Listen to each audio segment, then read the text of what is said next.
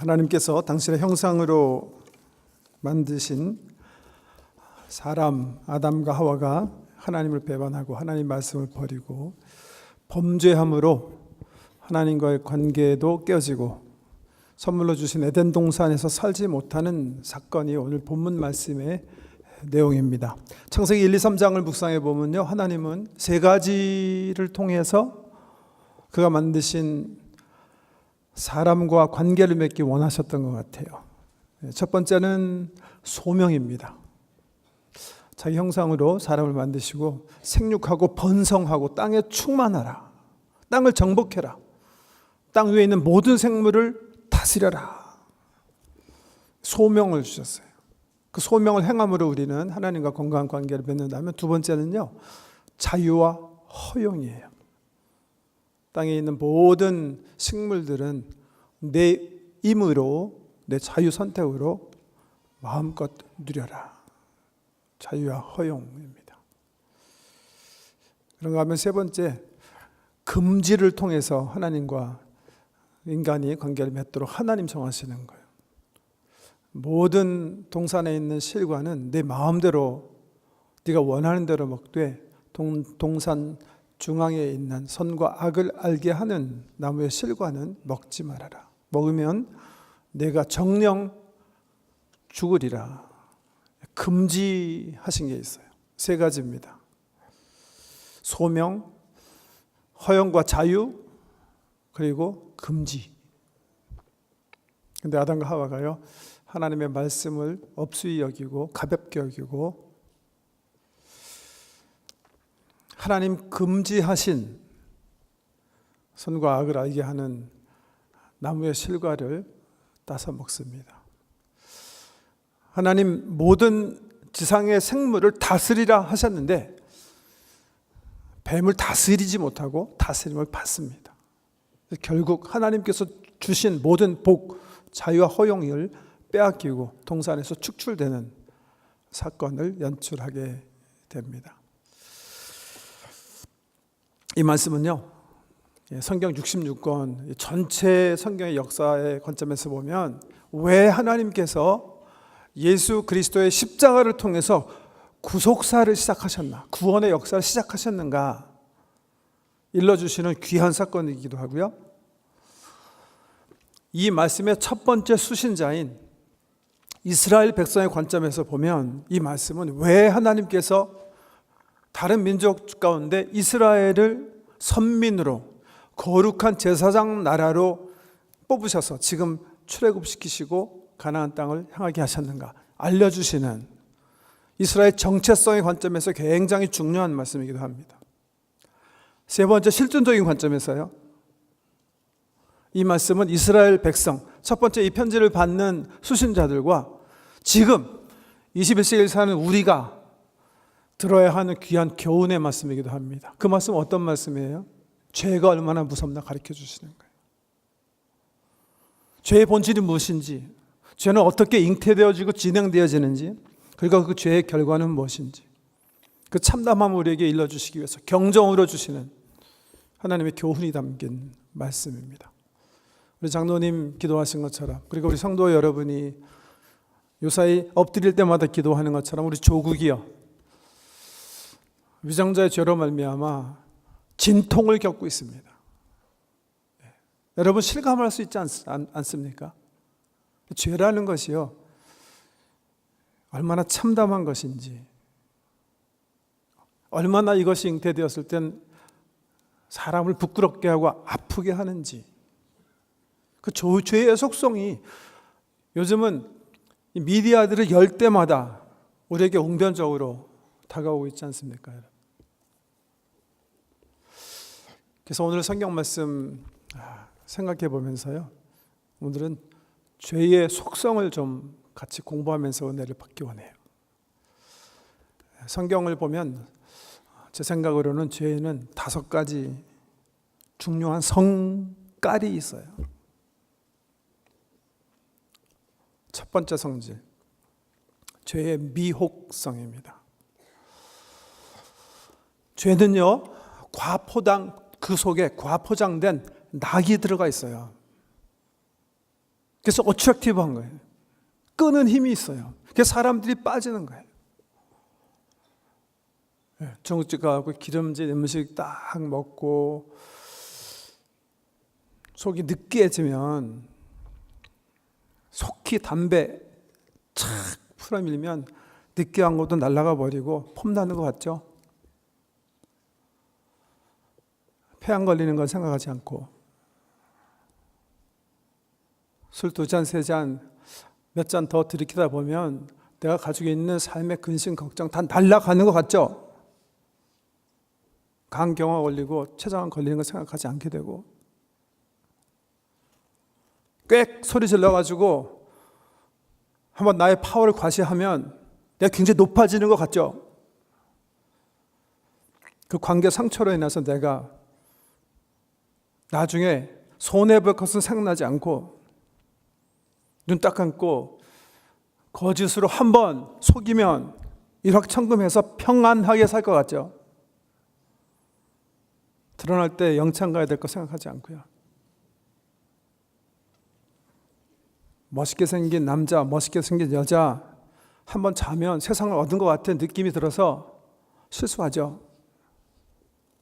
그걸로 인해서 나의 사랑하는 모든 사람과의 관계가 깨지는 거 생각하지 않고, 왜? 그 속에 낙이 있기 때문에, 과포장된 낙이 있기 때문에, 최소한 드러나지 않았을 때 탐닉에 빠질 수 있는 즐거움이 그 속에 있기 때문에 죄의 미혹성입니다.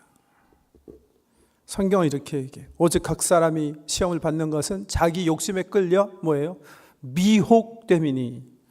죄의 미혹성입니다. 히브리서 11장에 보면 모세의 믿음을 얘기하면서, 믿음으로 모세는 장성하여 바로의 공주의 아들이라 칭함받기를 거절하고 도리어 하나님의 백성과 고난받기를 잠시 죄악의 낙을 누리는 것보다 더 좋아하고, 죄는 드러나기 전 우리를 잡아 끄는 즐거움, 낙이 있어서 더 조심해야 돼요. 죄의 미혹성입니다. 두 번째는요, 죄의 권세성이에요. 한번 결탁하면 내가 컨트롤할 수 없이 할 수 없을 만큼 점점점 스스로 자라나는 거예요. 성경이 이렇게 얘기해요. 욕심이 잉태한 즉 죄를 낳고 죄가 장성한 즉 사망을 낳느니라. 여러분, 이 말씀 좀 신기하게, 기이하게 생각하신 적 없으세요? 죄를 의인화해서 표현하는 거죠. 죄가 무슨 생명체처럼, 인격체처럼 말씀하시는 거예요. 욕심이 잉태되면 죄를 낳는데요. 죄가 생명체 같이 내 속에서 태어나면 스스로 자란다는 거예요. 욕심을 버리지 못하고 탐심에 이끌려서 이생의 자랑이던 육체의 정욕이던 안목의 정욕이던 그 욕심에 따라 내가 붙잡힌 바 되면, 잉태가 되면 이상하게 죽일 수가 없는 거예요. 낙태시키기가 힘든 거예요. 죄와 결탁을 해서 내 속에서 죄가 출생하기 시작하면 이 죄가 점점점 스스로 자라나는 거예요. 장성하는 거예요. 점점점 커지는 거예요. 시편 1편에 보면 뭐라고 그러셨어요? 복 있는 사람은 악인의 꾀를 쫓지 아니하고 죄인의 길에 서지 아니하고 오만한 자의 자리에 앉지 아니하고. 내 육심을 부추기는 주변의 어떤 자극, 악한 자의 꾀에서부터 죄는 시작해요. 근데 그 탐심을 잡지 못하면 어떻게 돼요? 내가 나도 모르게 죄인의 길에 조인하게 돼요. 합류하게 돼요. 거기서 나를 주체하지 못하면 어떻게 해요? 오만한 자의 자리에 앉아서 사탄과 짝하는 어리석은 삶을 사는 거예요. 죄는 한번 결탁되면 점점 커지는 권세예요. 권세. 처음 진입할 때, 처음 죄를 범하려고 하면 가슴이 쿵쾅쿵쾅하죠. 4번, 5번 반복해서 실 때는 양심이 막 외치는 소리가 들리죠. 네가 그럴 수가 있냐? 네가 그러고도 사람이냐? 네가 정말 하나님의 사람이냐? 네가 하나님의 자녀냐? 7번, 8번 하면요, 더 이상 그 소리가 들리지 않아요. 내 삶의 습관으로 한 생명체로 자라게 돼요. 그 습관은 내 성품이 되는 거예요. 내 인격이 되는 거예요. 내 인격과 성품은 나의 운명이 되는 거예요. 죄는 내 속에 내가 키울 수 있는 생명체 같은 권세를 가지고 있는 존재라는 거 기억하셔야 됩니다. 그런가 하면 세 번째, 죄는 죄의 오염성이라고 표현할 수 있는데요. 죄는요, 하나만 범하더라도 내 인생 전체를 더럽고 추하게 만드는 파괴력이 있는 거예요. 지난 3년 동안 박근혜 대통령 통치하면서 잘한 거 있었을까요? 없었을까요? 있었을 거예요. 많았을지도 모르겠어요. 다른 어떤 대통령보다도 지지율이 높았다니까요. 잘 하다가도 하나 잘못하면 그 하나 죄로 인해서 어떻게 돼요? 내 인생이 다 망가져요. 내가 여태까지 잘한 모든 수고가 물거품 돼버리는 죄의 오염성이에요.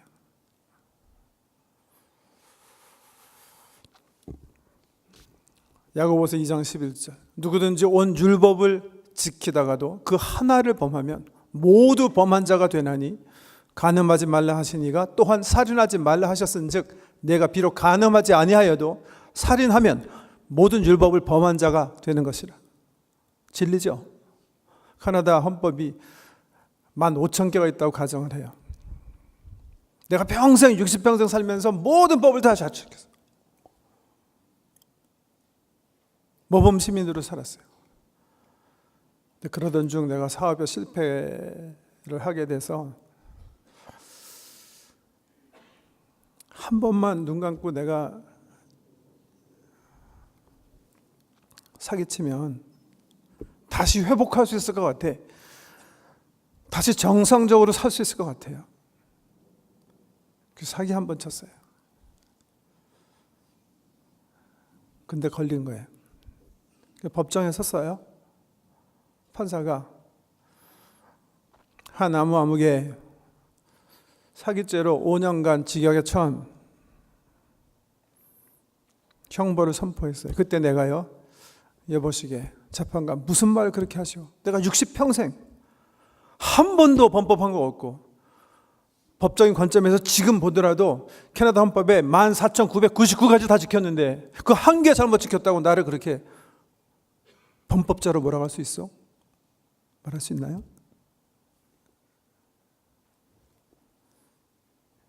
죄의 오염성이에요. 잘 하다가도 한 개 잘못하면 나는 모든 법을 어긴 범법자가 된다. 네 번째, 죄의 형벌성이에요. 죄는 반드시 값을 치를 때가 있어요. 한번 죽는 것은 사람에게 정하신 것이요 그 후에는 심판이 있으리니. 무슨 말씀이냐 하면 하나님께서 언젠가 죄인의 죄는 드러나게 하시는 순간이 있다는 거예요. 내가 한 일에 대해서 심판받을 때가 있다 하는 말씀은 죄는 결코 감춰질 수 없는 성질이 있다는 거예요. 언젠가는 드러나는 거예요. 지난 주 초에 뉴스를 이렇게 보다가 띠광고가 이렇게 지나가는 거 봤어요. 뭐라고 써 있었냐 하면 북미 최대 성인 사이트에 해킹이 있어서 성인 사이트에서 포르노를 즐긴 사람들의 이름이랑 인터넷이 유출됐다는 거예요. 유출된 건수가 4억 1,200이에요. 북미에 사는 인구가 3억 4천 정도 되는데요. 4억 2천. 제가 그거 보면서 한번 그냥 다 주실됐으면 좋겠다. 모든 세상이 다 보게, 모든 북미가 다 보게. AB 순서대로 쭉 나와서 우리 한국 사람 성에 따라서 누가 이런 음란 사이트에 접촉하는지 다 공개가 됐으면 좋겠다. 그런 마음이 들더라고요. 왜 그런지 아세요? 제가요, 올 초인가요? 지난해 말에 우리 캐나다 내에 있는 동성애 문제 때문에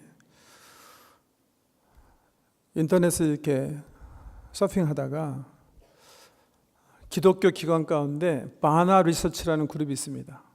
아주 공신력 있는 그룹이에요. 미국의 사회 종교적인 연구나 통계에 있어서 정말 타의 추정을 불허하는 연구기관인데요. 바나 리서치에서 어떤 기관의 맥도웰 파운데이션의 요청과 재정적 도움을 받아가지고 북미에 사는 사람들이 인터넷을 통해서 범하고 있는 이 음란죄에 대해서 조사를 하게 된 거예요. 사회과학적으로 샘플을 뽑아가지고. 그리고서는 지난해 발표를 했는데 그 통계를 보고 정말 제가 저기 놀란 거예요. 북미 남성들의 경우인데요. 18세와 30세 사이 청소년들이겠죠. 청년들의 경우 매달 이 포르노 사이트에 들어가서 포르노를 즐긴다. 79%예요. 10명 중 8명이라는 얘기죠. 31세에서 49세는요. 남자 성인의 경우 67%. 50세에서 68세의 경우 작년인데요. 49%. 2명당 1명. 성인 여성일 경우에요. 여자 청소년인 경우 18세에서 24세를 잘라서 조사해 보니까 33%가 한 달에 한 번 이상 포르노 사이트에 접속해서 즐기고 있고, 성년 여자 대상으로 해보니까 28%가 1년에 수차례씩 이 포르노 사이트를 비짓한다는 거예요. 근데 이 바나 리서치에서 이 서베이한 걸 보고 참 마음 슬프고 저와 여러분을 비참하게 만드는 통계가 있었어요. 정말 놀라운 일인데요. 이 북미의 에버리지 피플들의 통계와 교회 출석하는 우리 크리스천들이라고 스스로 명명한 사람들의 통계가 차이가 나지 않는다는 거예요. 하나님께서 거룩한 백성으로 너희는 세상과 분리되었다, separated 선언하셔서 당신의 거룩한 제사장으로 삼은 사람들 사이에 이 포르노의 문제가 이 세상 사람들과 제가 말씀드릴 필요가 없는 거예요. 같아요. Shame on us. Shame on us.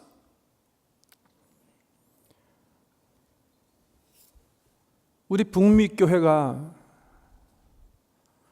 숫자적으로는 어떨지 모르지만 실질적인 주의 능력을 상실했다면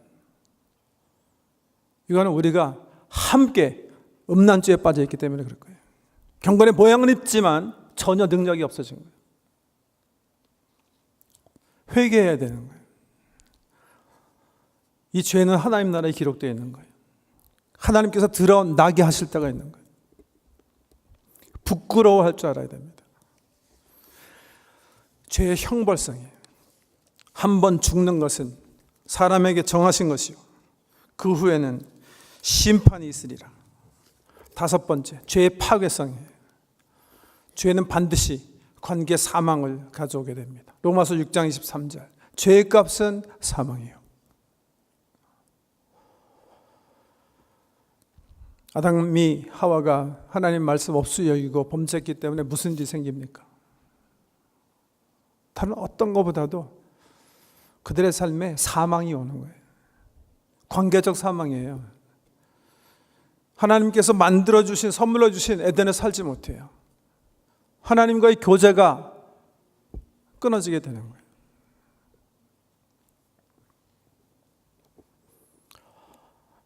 지금 고국 생각해 보더라도 그렇죠, 여러분. 한 사람의 죄로 인해서 그 사람만 망합니까? 그 사람 주변에 있는 모든 사람들이 다 망하는 거예요.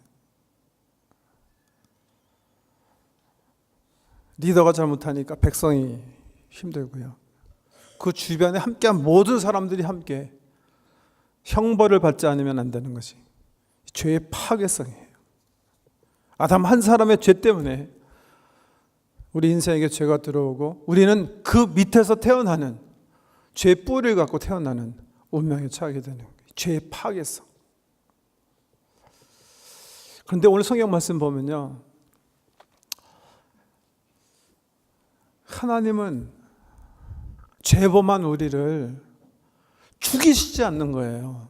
주님 분명히 말씀하셨거든요. 아담과 하와에게 너희가 동산 중앙에 있는 선악을 알게 하는 실과 나무의 실과를 먹으면 정령 죽으리라 말씀하셨는데, 그 말씀대로면 범법한 아담과 하와를 즉시해서 처벌해서 죽이셔야 되는데 주께서 죽이시질 않으세요.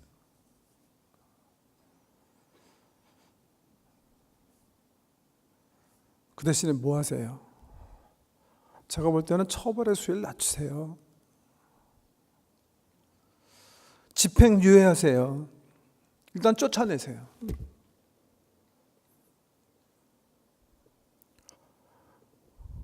내가 자격을 상실했으니까, 에덴의 청지기가 될 자격이 없으니까.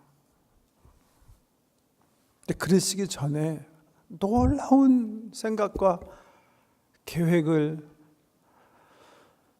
실행하세요. 그게 뭐예요?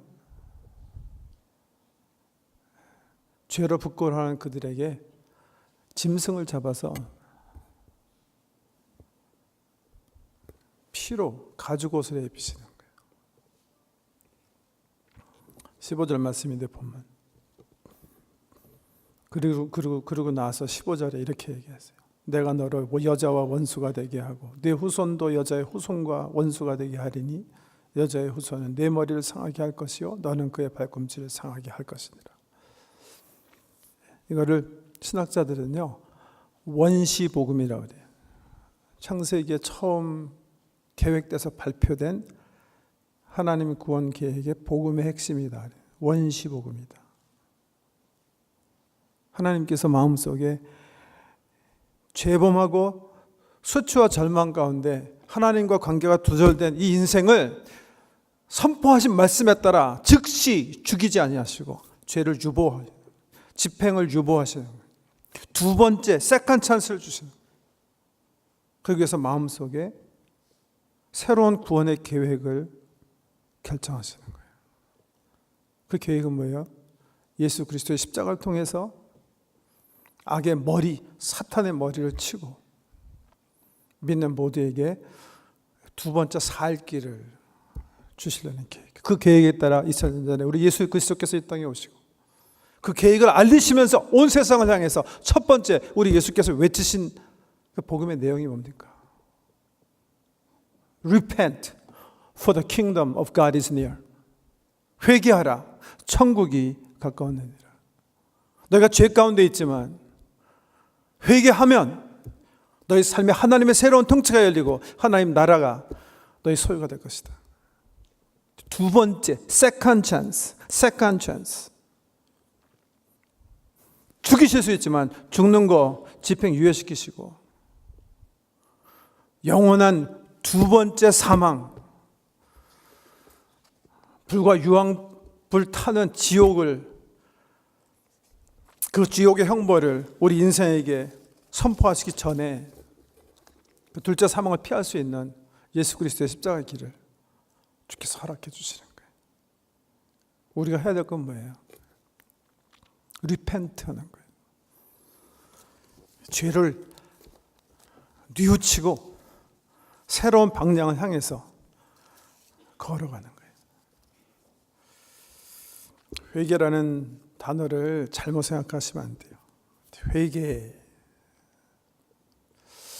회개해라 하니까 죄를 마음대로 짓고 주일날 혹은 매일 아침 나가서 하나님 미안합니다 이렇게 얘기하면 내가 회개한 거라고 정말 잘못 생각하시는 사람들이 덜어 있는 것 같아요. 그건 아마 성경의 단어 뜻을 잘못 이해하셨기 때문에 그런 거예요. 성경에 회개하라는 단어가 구약에서는 슈르, 히브리어로 슈브라는 단어고요. 헬라어로는 메타노이아예요. 메타노이아. 네, 들어보셨을 거예요. 두 의미가 거의 같아요. 슈브는 잘못된 길에서 돌아섬이에요. 메타노이아는 마음을 완전히 바꿈이라는 뜻이에요. 내가 잘못한 거에 대해서 애통해하거나 슬퍼하거나 인정하는 게 회개가 아니에요. 회개는 그 길을 떠나서 반대 방향으로 걸어갈 때 회개했다고 그러는 거예요. 하나님의 통치는 내가 죄에 범한 죄인인 것을 깨닫고 그 죄를 던져버리고 내 마음을 바꿔 새로운 삶을 향해서 걸어가는 거예요. 성경은 분명히 경고하고 계세요.